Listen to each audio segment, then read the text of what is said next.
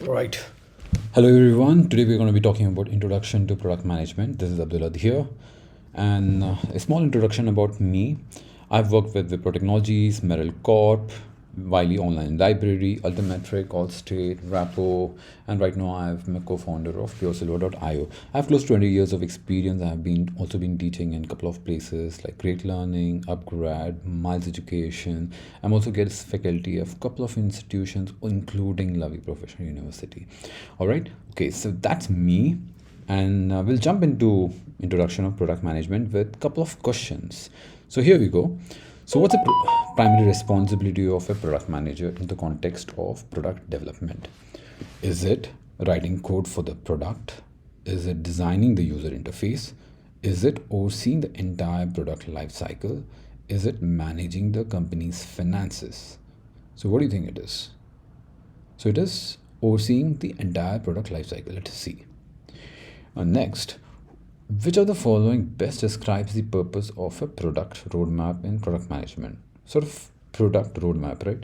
So, a document detailing the financial projections for the product, a visual representation of the product's user interface, C, a timeline outlining the planned features and enhancements for the product, D, a list of bugs and issues reported by users. So you can see that the question is more about product roadmap. So the answer should be a timeline outlining the planned features and enhancements for the product.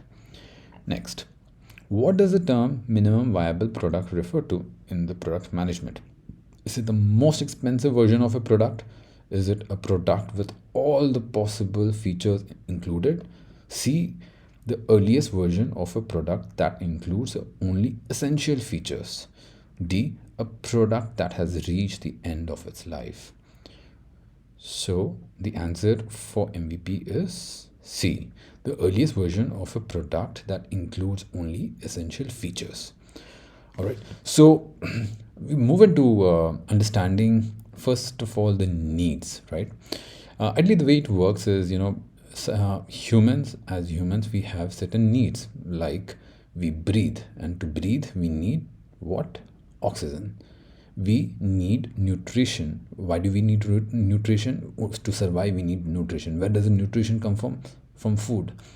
So again, it becomes a basic need, a fundamental need, a need which we cannot live without. Fluids like water becomes very essential for us to survive, to stay hydrated. If we don't have that, again leads to difficulty in surviving. So these are a couple of examples to understand the psychological needs of a user or human per se, right?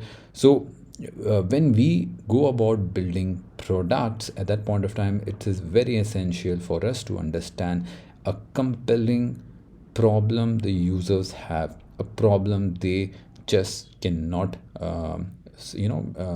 live with, as in this problem. If we solve this problem, we are actually going to solve a big problem from them, or something that they will be willing to pay for those services that we do. So that's a kind of a compelling problem we need to be looking for when we start building a new product per se. Next, there are other things that you can also see over here, like physical safety, psychological safety, love, belonging needs, self-esteem, self-actualization. So this is basically a pyramid, just to give you an idea with respect to how a user, a human who has certain needs, depending upon where they are, what they are trying to do, they will have certain needs. For example, love and belonging needs, you want to be, say, connected to your family, correct? Family and friends. And how can you be connected to them? You can be connected to them through certain communication, and for that you will need communication devices, maybe like a phone, or maybe something like a WhatsApp, through which you can communicate. So WhatsApp has kind of become a basic need for us to manage, to ensure that we are able to stay connected with friends and family, right? Next, we'll move to the next, where we want to understand what is a product, right? What is a product? What you see on a daily basis in front of you, the laptop that you're looking at, or the mobile phone that you use all the time, all these are products.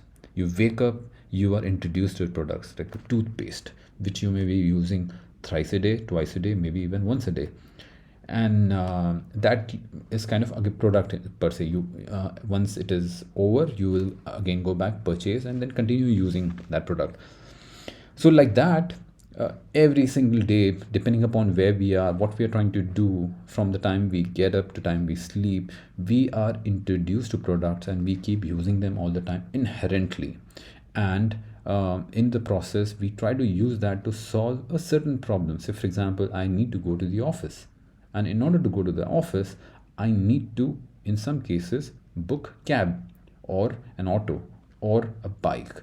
So if in case I like to book a cab, I might think of Ola and Uber. That can solve my problem.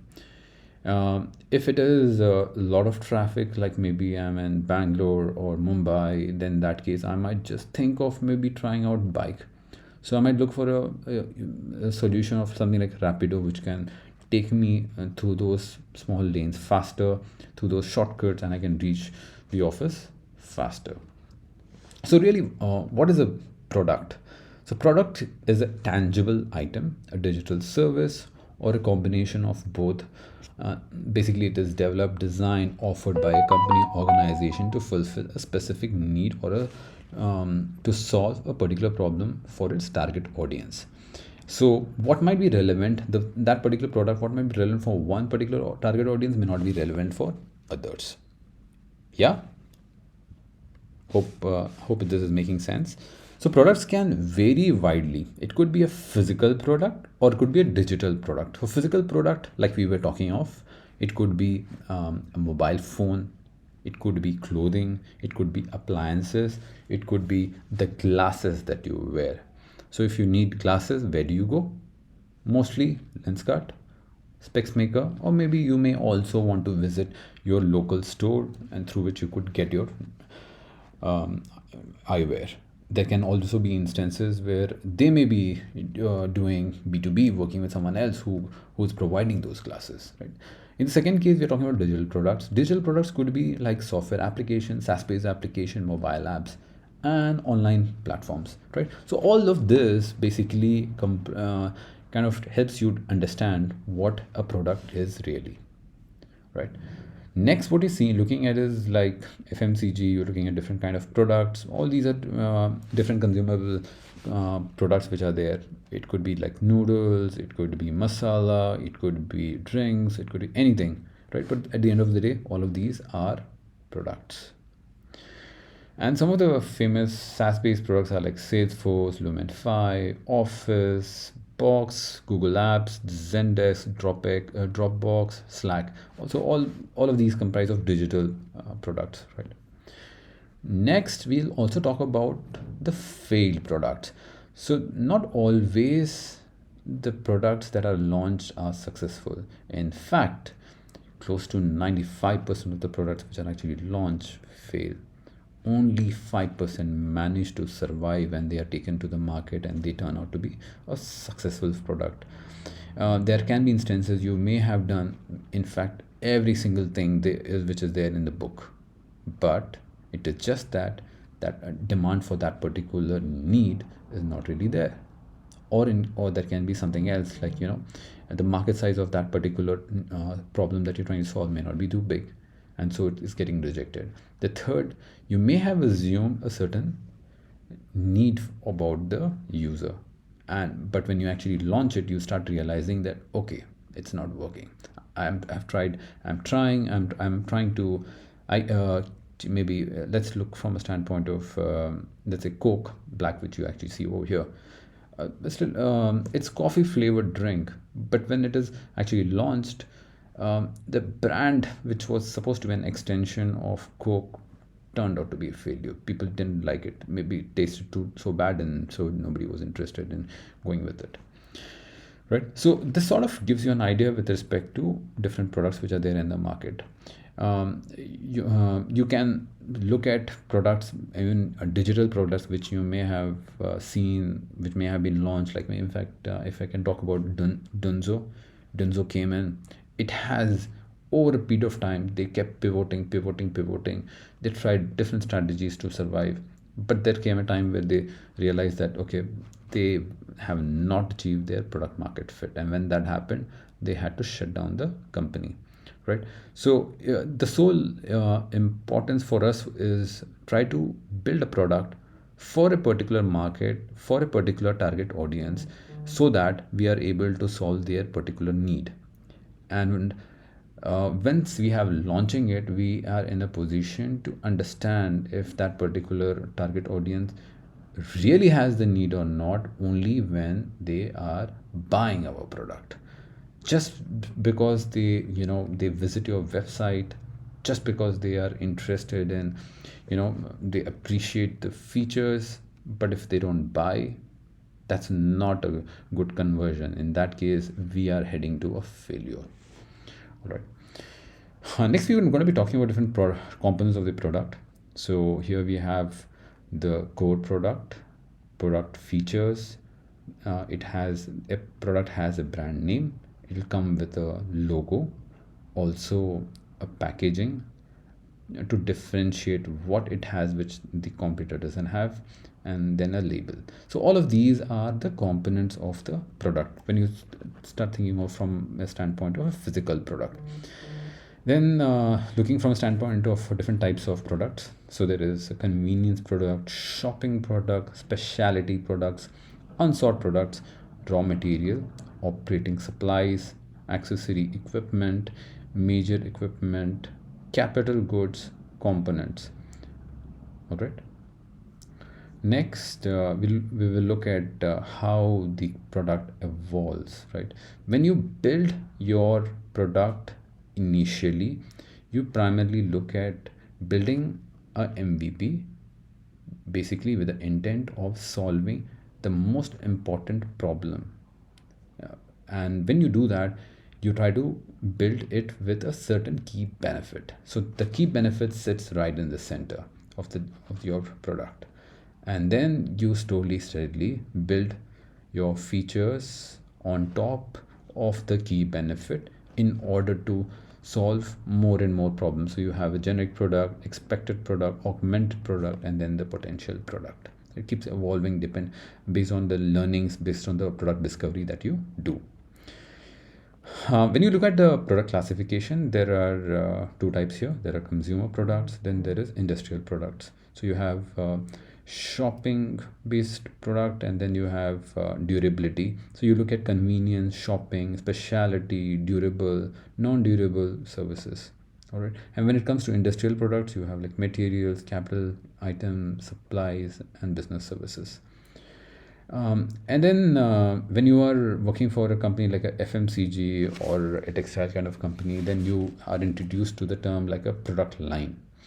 So a product line could be something like, okay, I have a shirt. It could be casual and it could be formal as well. So if it is, let's say, formal, again, in that I'll have multiple number of products which are associated. So in the shirt, formal has a line, the sporty has a line, and the casual has a line of its own. In this case, we are looking at the product line, which is the shirt, has 3 product lines. All right. Next, this is a very good example of HUL product mix. So you can see there are 3 product lines which I mentioned over here, from beauty and personal care, food and refreshment, and home care. So you can see the categorization depending upon the kind of theme that they are belonging to. So based on that, the differentiation is there. If it is food and refreshment, then you see Boost, Brew, Cornetto, Brook Bond, Knorr, Horlicks, right? And examples of the digital product, as you can see over here, we have the ebook, software, videos, music, photography, courses, professional services, tickets, documents, digital art, and graphics. So these are the products that you can see, which you may also be using on a daily basis. For example, you go to Kindle, you can get hold of ebooks, softwares which you may be downloading to solve a particular problem. So for example, you want to watch a movie, so you may download a video player which can solve that problem. Videos, again, something like a VLC player could actually do the job. Music, something like a Spotify could stream the music for you. Apple Music also may be an option.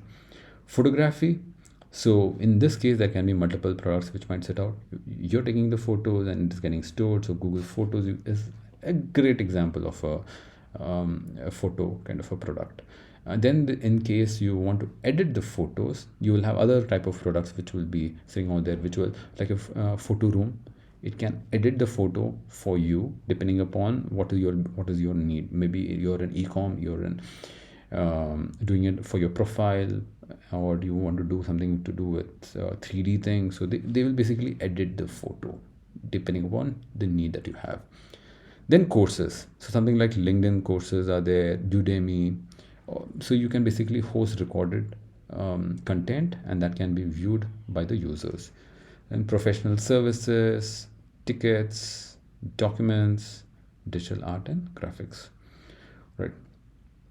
So when we ask the question, who is a product manager, right? So who is a product manager? Who's this guy? Who's responsible? Is he responsible for the product? Is he like a CEO? Who is he?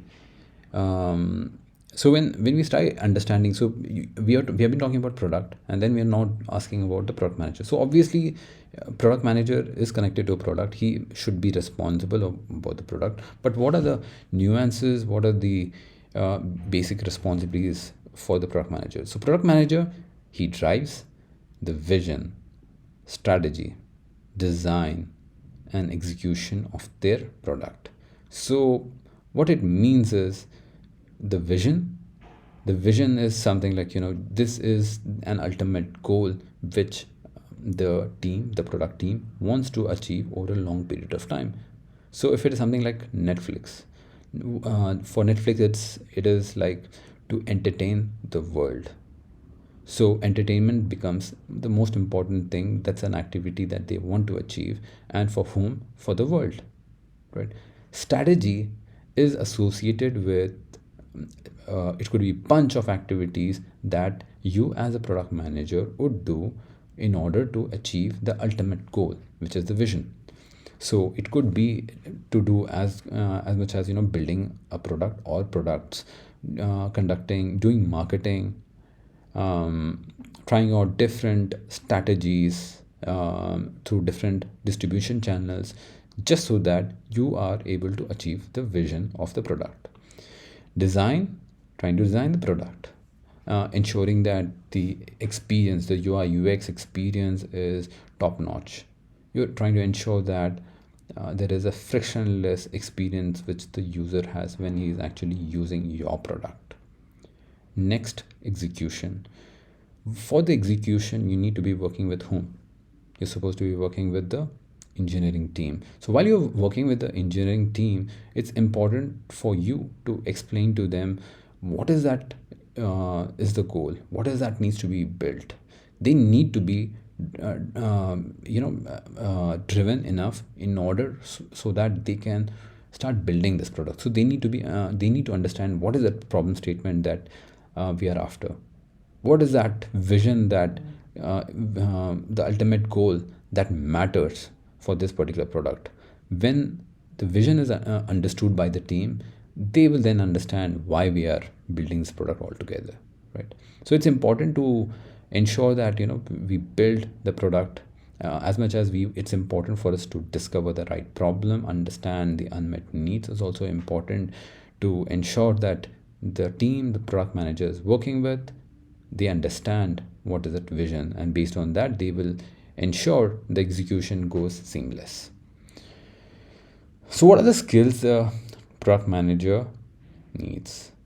It's like critical thinking and analytical skills, leadership skills, problem solving skills, communication skills, time management skills, Microsoft Office skills, data analysis, basic web development, can be optional, it is writing technical specs, and then the market research. So when you actually start out, you will be focusing on market research, wherein you will be forced to go outside, talk to your customers, talk to the users, talk to your potential users who will be willing to pay for your services, right? Critical thinking, analytical skills matter because you will be dealing with a lot of data. So the analytics is going to help you decipher, try to figure out information from the noise. Leadership skill is also important, trying to be not the boss, not the manager, but trying to be a leader who is leading the team selflessly with the whole intent of achieving the vision of the product. And next, problem solving skills. You will be in a position where you have to be discovering the problems. When we say discovering the problems, it's basically trying to identify opportunity, trying to identify the unmet market needs, and after you have determined those from the data that you have been able to gather, the next thing that you'd want to do is solve the problem. And by having the right problem solving skills, you should be able to figure out the right answers to that particular problem. Communication skills is again very, very important. You will be at the center of this whole development. You're working with product designers for the design. You're working with the business team. In this case, you're working with the sales and the marketing team. You're working with the engineering team. You're also working with the stakeholders who are sponsoring the product. So it's really important for you to ensure that you are maintaining the right amount of communication with all the stakeholders so that the engine keeps moving, the wheel keeps moving. Everybody needs to be should be better informed with respect to what is the progress of the product. All right. Then time management skills, ensuring that we are building the product in time. We understand the prioritization better.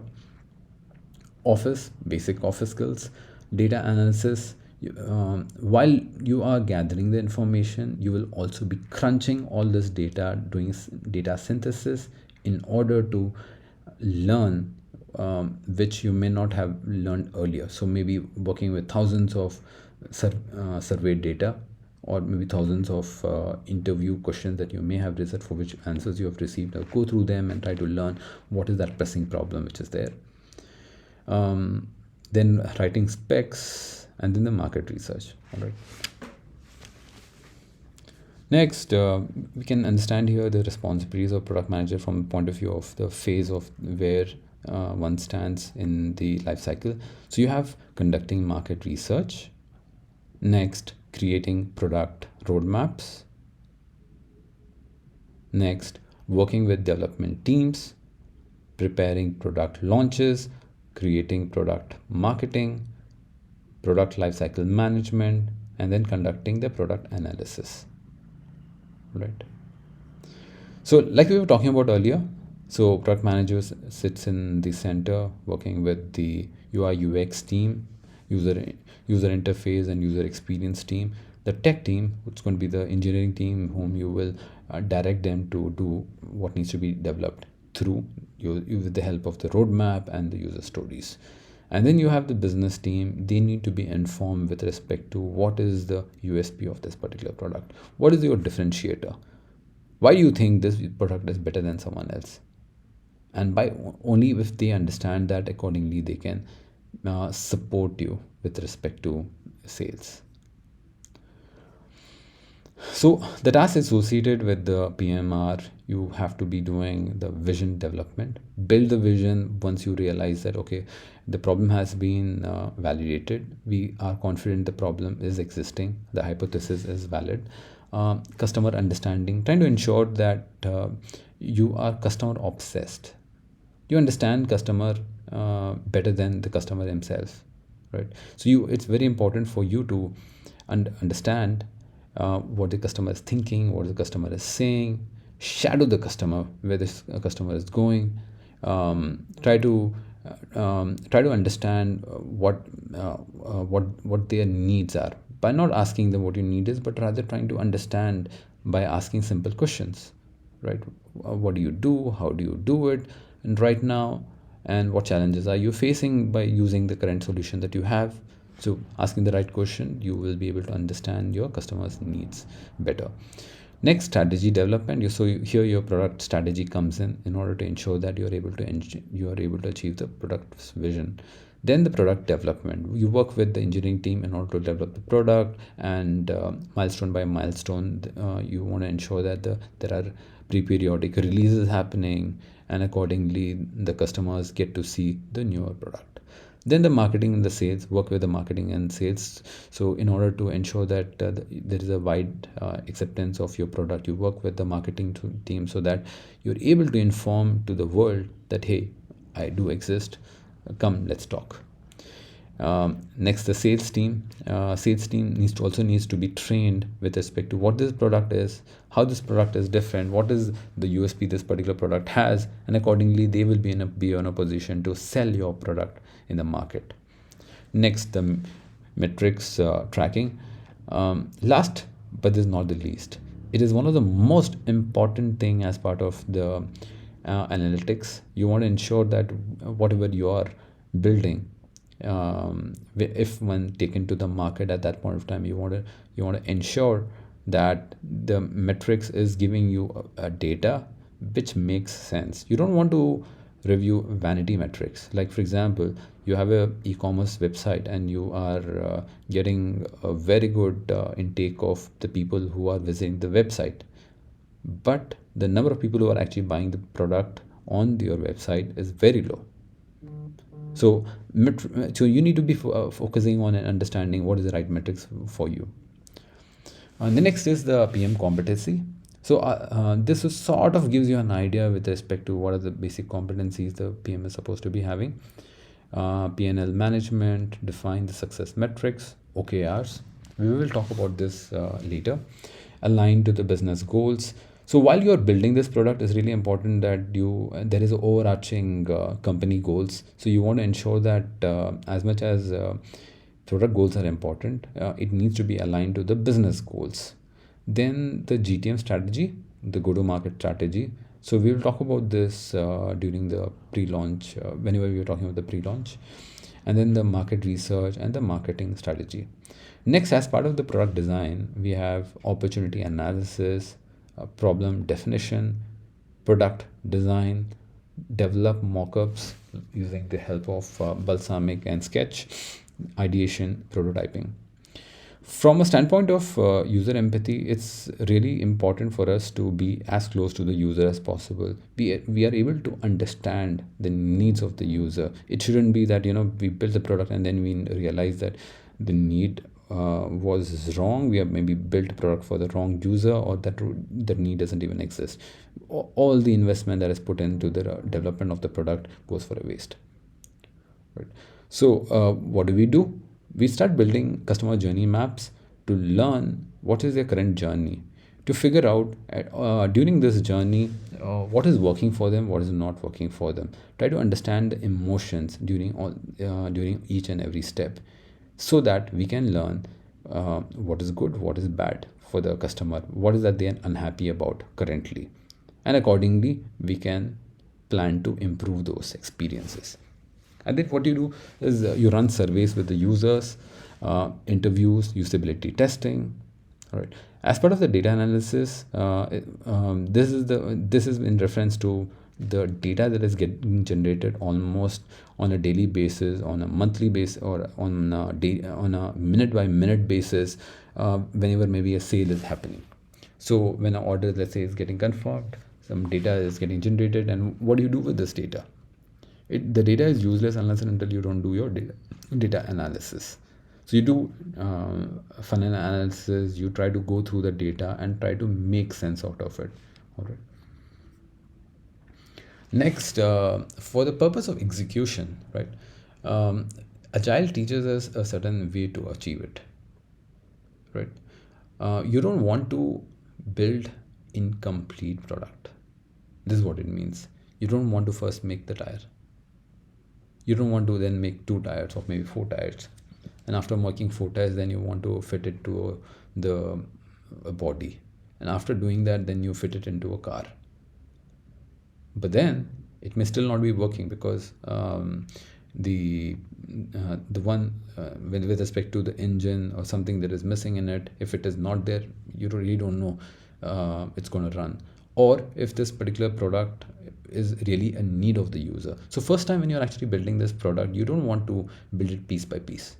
You want to build complete products, right? That is, the roller blades are there. From roller blade you move to a cycle, then you move to a bike, and then you move to a car.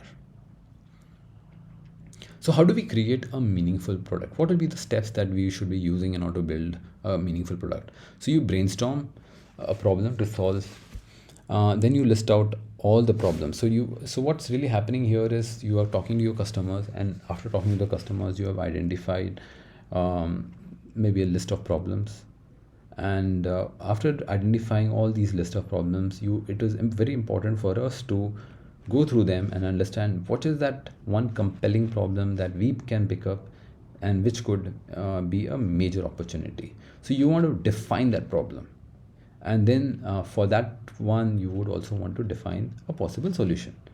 Next, and the most important is, now you need to build a prototype. Build a prototype, take with basic minimum features. It doesn't have to have all the features, right? Next, after you have taken it, you take it to the market and test it in the market, basically to learn what is that user is saying. And based on the response, you go and keep iterating. And once you feel a bit confident, then you can commercialize it. You start talking about the GTM strategy from a pricing standpoint, which pricing is actually going to be worthwhile for us to be profitable. We're not doing charity here, so we have to be profitable. So we have to figure out which business model will be right for this particular problem statement. So core drivers of the product success is market understanding.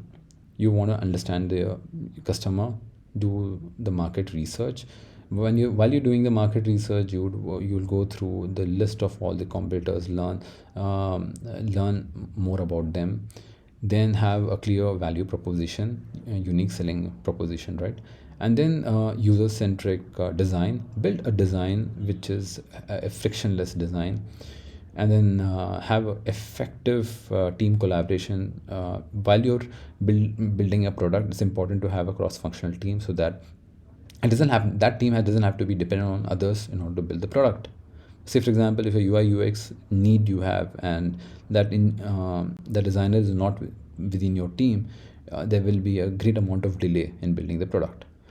You follow a certain methodology. It could be extreme programming, or it could be Kanban, it could be Scrum. So define what it is, and then accordingly take the team through it. Having the right quality assurance, and to assure that no bugs are passed to the production. Scalability and flexibility, effective marketing and positioning. If you want to get in front of the customer, you have to do the marketing. So we will talk more about marketing later. And then next, customer support and engagement. So while customers are actually ordering, while they are engaging with your product, there can be instances where they may have certain issues, and in order to solve that, there can be a real customer support team who will actually be there to solve that problem. Then financial viability, the business model, and then the adaptability to market changes. So we have to be agile enough in order to be prepared to answer to the needs of the market. So what are the success factors associated with product management? So we have to understand, success in product management can be like KPI. For the KPI, you need to define the right set of metrics to define what does success mean. What could be the adoption rate? Is it like 10%? Is it like 20%? Is it like 30%? What is the revenue growth? What is the customer satisfaction score that we are looking for? What is the product profitability? So we would want to define these. Based on that, we can determine whether the effort that is being put in, the money that is being put in, we are able to learn if it is profitable or not. So we iteratively try to achieve this to achieve the success, right? Next, forging a competitive edge. we want to identify unique features, functionalities, aspects of your product. So you while you have done your user research and market research, you have tried determining the unmet needs of the customer, and by doing that you are in a position to build that unique feature, the differentiator using which you will be able to compete with your competitors. And it's also important for us to understand how you want to position your product. Is it a luxury product? Is it an affordable product? Right. So that's kind of a perception that will also be getting built on in front of the users. Next, the evolution of excellence. So it's important to have a foster culture of continuous learning within the product team. Strategic landscape of offering. You want to ensure that you have a clear product roadmap. Product roadmap sort of helps you understand where your product is heading. All the product strategies that you're employing for your product vision is getting translated into your product roadmap, and this product roadmap will later get translated into your product backlog, prioritized backlog. So it's really important to have outcome based product roadmap, a roadmap which understands that okay, I need to be building this product by this certain timeline. I cannot be taking 1 year to build this product. So I need to have a specific set of timelines which are mentioned with specific milestones that are mentioned. And within this, you're supposed to be prioritizing your epics accordingly based on the priority of the problems and accordingly the priority of the solution. Market analysis, you want to continuously analyze the strategic landscape. It could be due to changes in competition's offering. It could be due to market trends. It could be due to emerging technology upgradation that might be happening, and to understand if we are there yet or not. So maybe I'll take one example as part of the market analysis. So if in case Boat Electronics, which they sell headphones, so now they were in order to be successful, they directly went to Amazon and worked with them, and they was able to sell their products. And then came the revolution of quick commerce. So what does Boat do? They want to be the first movers. They didn't want to waste time in missing out on the boat. So they were ahead of the curve, and they ensured that as much as Zepto was, let's say, launching, they collaborated with Zepto and launched Boat devices, Boat's headphones, and other electronics through Zepto. All right. Thank you, everyone.